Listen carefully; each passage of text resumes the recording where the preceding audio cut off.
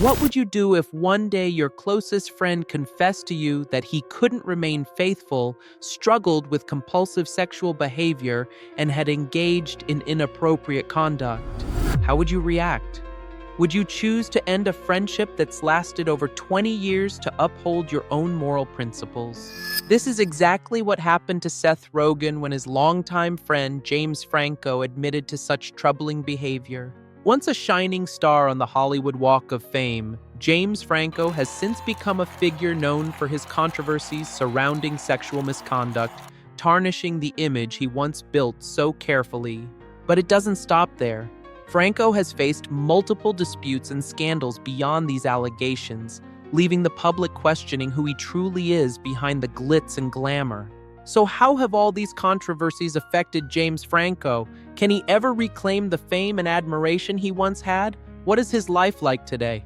In this video, we'll dive deep and answer all these questions, revealing the full story behind the headlines.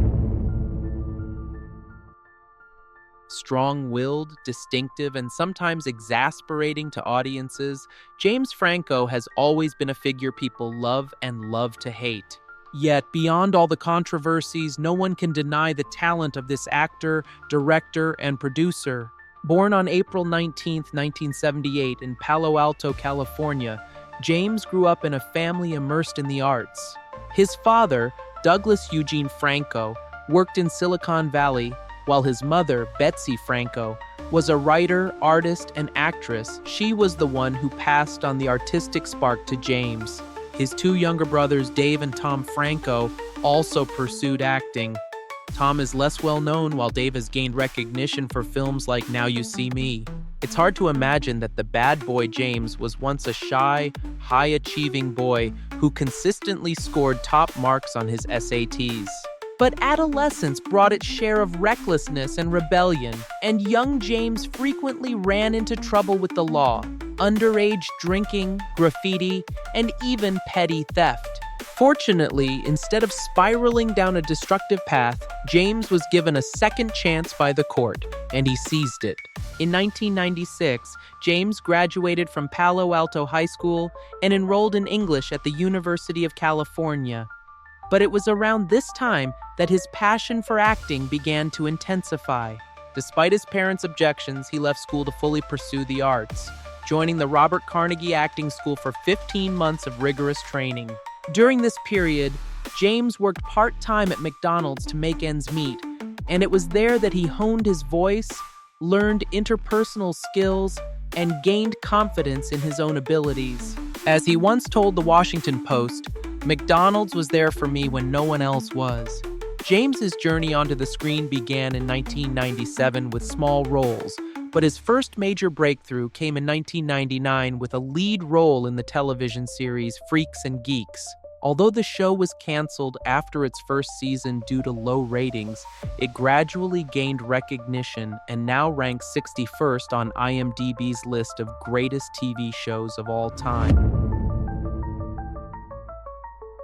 James Franco's career truly took off when he portrayed the legendary actor James Dean, earning him his first Golden Globe for Best Actor at just 24 years old.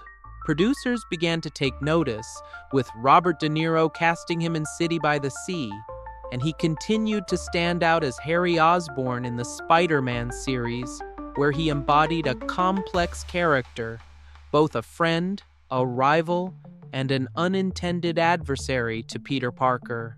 Franco became known for his intense dedication to his craft. Although he disliked smoking, he learned to smoke in order to fully portray James Dean. He trained in boxing for 8 months to prepare for Annapolis, never shying away from challenges or hardships. For every role, he poured both his heart and his body into the performance, from indie films to Hollywood productions, and from leading roles to supporting characters. In 2008, he won Best Supporting Actor at the Independent Spirit Awards for Milk. In 2010, he received an Academy Award nomination for Best Actor for 127 Hours, and in 2018, he earned his second Golden Globe for his portrayal of Tommy in The Disaster Artist. Beyond acting, James has also ventured into directing and producing, leaving a strong mark across multiple facets of the industry. Off-screen, James is just as multifaceted. Standing 1.8 meters tall, exuding masculinity, and passionate about art, he has been romantically linked to several high-profile names, including Amanda Seyfried, Emilia Clarke, and Lindsay Lohan. In 2006, he returned to academia, graduating from the University of California with a 3.5 GPA, then continued his studies in New York, pursued 3 graduate programs, and even began a PhD program at Yale, while also enrolling in a design program in Rhode Island. Not only that, James Franco is also known for being a close friend of Seth Rogen. Their friendship, which has lasted for more than 20 years, has even become something of an iconic Hollywood bromance. If you're wondering how this friendship began, let me explain in more detail. They first met on the set of Freaks and Geeks, when Rogen was just 17 and Franco was 22. However, they didn't work together for quite some time afterward until they reunited on the set of Pineapple Express in 2008. Rogen once shared on CBS's The Early Show, "We never argued or fought at all. It's just that after Freaks and Geeks, he became famous way too fast, while I was sitting on my couch studying this script for 2 years," Rogen joked, referencing the movie about 2 stoner characters. From that point on, their friendship and collaboration grew stronger than ever. They worked together on projects such as This Is the End, 2013, The Interview, 2014, Sausage Party, 2016, and The Disaster Artist, 2017. At SXSW in 2017, Rogen said, "I'm making a movie with Franco almost every year, and this year it's both Franco brothers," referring to James and his younger brother Dave Franco, who also appeared in The Disaster Artist. Moreover, when discussing their willingness to go all out for comedy, both Franco and Rogen admitted during a Q&A with Moviefone that they trusted each other to the extent that they could do anything to make the audience laugh. Franco said, "I think the lesson he taught me is if it's funny, you can do just about anything." One might have thought that this friendship and collaboration could continue for many more years, but Franco's later serious behavior pushed their bond to the brink of collapse. At the height of his career, James ran into trouble with the controversy surrounding The Interview in 2014. The film, starring Seth Rogen and James Franco, immediately sparked global attention. The premise sounds simple. 2 journalists are tasked with interviewing North Korean leader Kim Jong-un, but then they are given a CIA assignment to assassinate him. Tense enough, right?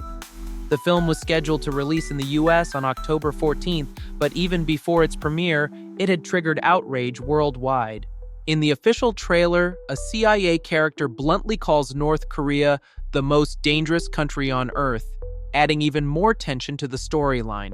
Actor Randall Park played Kim Jong-un, appearing imposing, smoking a cigar, and surrounded by a formidable security detail, making the fictional portrayal both humorous and intimidating.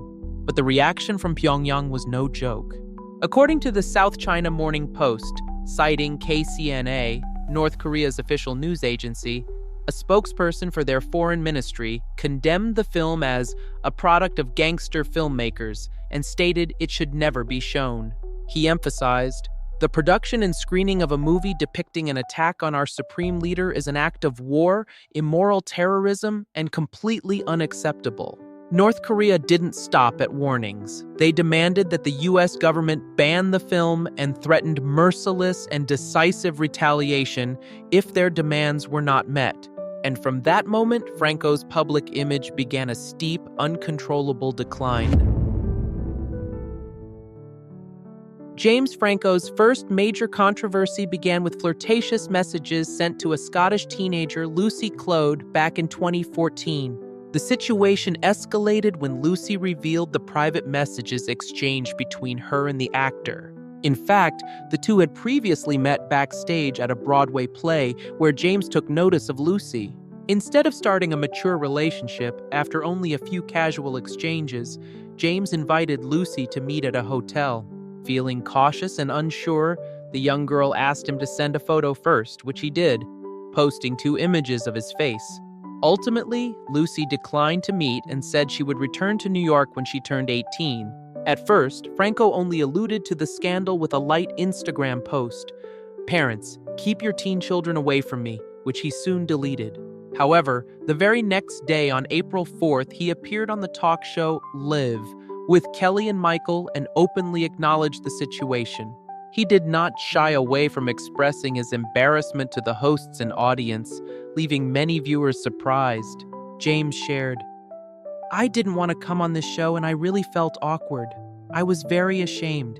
I guess I'm like anyone else online. The social media world is more complicated than you think." This is how young people meet today. But now I realize I was inexperienced in dating and didn't understand how the other person might respond. You meet someone privately and feel affection, but you don't truly know them. I misjudged the situation and learned an important lesson for myself. It's clear that James acted too hastily and recklessly by arranging a hotel meeting in New York, especially considering Lucy was only 17 at the time. He admitted, "Unfortunately, I was living a very good life, but that doesn't mean I wasn't embarrassed about setting up a date. When these things become public, the embarrassment doubles." Even though the hotel meeting with a 17-year-old was legally permissible under New York law, the 35-year-old actor faced significant public backlash. Instead of hiding or denying the situation, James chose to confront it openly, and his honesty and candor were praised by the talk show hosts. Meanwhile, Lucy's family in Scotland expressed outrage that their teenage daughter had been approached by a Hollywood star while visiting the US for a short trip. Her grandmother said, "I think he deserved a serious reprimand. I know Lucy's father wouldn't hesitate to go there and teach him a lesson. Lucy wasn't even 18 yet. It's appalling that a man of his age would behave that way, let alone a movie star." One can't help but wonder whether James's joking attitude about the incident was a sign of embarrassment, or if he truly felt no remorse. Public scrutiny of his behavior intensified when past incidents resurfaced. An old photo emerged showing James Franco embracing a girl from behind who was just 15 years old. Immediately, this image fueled further speculation about the actor's character, generating widespread discussion. Less than a month later, Franco shocked the public again by posting a provocative Instagram photo of himself shirtless, sweating, with his hand inside his clothing. The image ignited a wave of criticism, significantly damaging his public image and escalating the controversy surrounding him. Adding to the chaos, his friend Seth Rogen at the time downplayed the incident and joked about James' behavior on Saturday Night Live, framing it as harmless comedy. Franco, meanwhile, engaged with the jokes on Instagram and appeared to find them amusing. But did James stop there? While some thought the incident might fade as a minor scandal, it instead sparked a series of further questionable actions. This pattern suggested that he had not fully recognized the gravity of his behavior, and perhaps on some level, he was even encouraged to repeat it. James Franco essentially sabotaged his own career amid a series of serious allegations. Between 2017 and 2021, Franco became the center of multiple accusations regarding misconduct and abuse of power. It all erupted during the 2018 Golden Globe Awards, when Franco wore a pin in support of the Me Too movement. At first glance, it appeared to be a show of solidarity with survivors, but in reality, it backfired dramatically. Almost immediately on social media, especially X, numerous women called out Franco as hypocritical, and his previously spotless public image began to unravel. Not long after, the Los Angeles Times published an in-depth investigation into Studio 4, the acting school Franco had once run. According to the report, at least 5 women officially accused Franco of inappropriate or exploitative behavior, most of them students at Studio 4. The allegations claimed that Franco had abused his power, promising career opportunities while pressuring students into sensitive situations or performing scenes they were not properly informed about. Critics also noted that Franco's masterclass program overemphasized intimate scenes, creating an unsafe environment. Former student Sarah Tier Keplin shared that she experienced uncomfortable situations on set, including private images being circulated without her consent and being asked to participate in sensitive scenes without sufficient protection. Two other actresses also described stressful and pressurized experiences on Franco's sets, reporting that he became angry when his expectations for these scenes weren't met. Hilary Dussomme, a student in 2012, initially described Franco as generous and supportive of ambitious young actors. Everything seemed promising at first.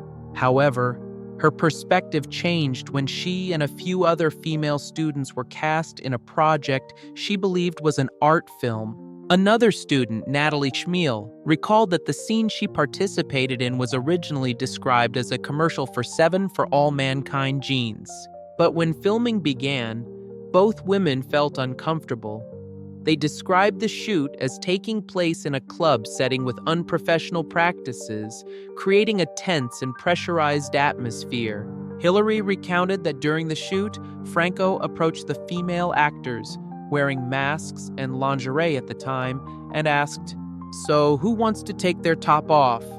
When no one volunteered, he left in anger, leaving the actresses feeling embarrassed and hurt. Hilary stated, "I felt I was chosen for my effort and ability, but realizing that it seemed related to my appearance felt completely unfair. I don't think he started with ill intentions, but clearly the path he took ended up harming many people along the way." Schmiel also recalled a similar moment when Franco asked the female actors to remove clothing and visibly expressed anger when they refused. "He exploited our eagerness to work and be part of something significant," she said. "We were all young, hopeful actors, but then faced moments that left us confused and stressed." Violet Paley noted that Franco used his position to pressure her while she was undergoing addiction treatment. Notably, Franco's lawyer later insisted that he did not make any of the requests the women alleged. Yet with 5 women coming forward independently, the consistency of the accusations suggested that there was indeed a serious problem.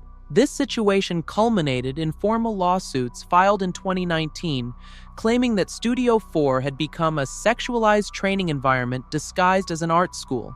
Ultimately, in 2021, Franco settled the matter, paying over $2.2 million without admitting any wrongdoing. The personal consequences for Franco were severe. Seth Rogen, his close friend of more than 20 years, publicly stated he would no longer collaborate with him. Their 2-decade-long friendship ended. In a 2021 Sunday Times interview, just months after Franco, then 46, settled the lawsuits regarding allegations of misconduct, Rogen spoke candidly about the situation. He said with a tone both serious and emotional, "I cannot condone harassment or exploitation, and I will never cover for anyone who behaves in that way or knowingly puts someone close to such a person." His words served as a strong statement of ethics and personal boundaries, leaving listeners in awe. He continued to explain his time away from Hollywood. "I'm grateful to still be working, but during the legal proceedings, I could hardly participate in any projects. Then the pandemic hit, and everything almost froze. I made sure to use that time productively, and no matter what happened in my past, I needed to completely change the way I live." From his account, one can clearly sense Rogen's frustration, disappointment, and resolve. Someone witnessing the scandal while choosing to stand by what was right. Other colleagues, like Tyrese Gibson, also expressed discomfort and kept their distance from Franco at public events. As time passed and the controversy began to settle, James Franco finally spoke out to acknowledge his past actions. In an extensive interview on the Jess Cagle podcast, the 43-year-old actor candidly admitted that he had engaged in relationships with students at the acting school he once ran.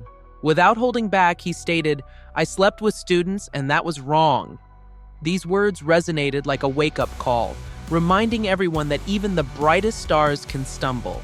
Franco also clarified that he had never established the school with the intent to exploit or take advantage of young women.